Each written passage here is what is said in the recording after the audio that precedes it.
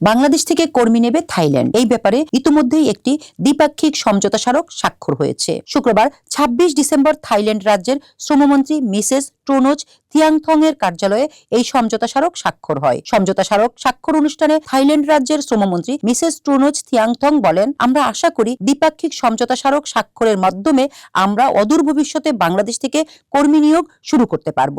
বৈঠকে রাষ্ট্রদূত ফাইয়াজ মুর্শিদ কাজী নিরাপদ, সুশৃঙ্খল ও নিয়মিতভাবে থাইল্যান্ডে কর্মী পাঠানোর আশ্বাস দেন। তিনি শ্রম অভিবাসন ব্যবস্থা এবং পদ্ধতি সম্পর্কে সরাসরি অভিজ্ঞতা অর্জনের জন্য সংশ্লিষ্ট থাই কর্মকর্তাদের বাংলাদেশ সফরের আমন্ত্রণ জানান।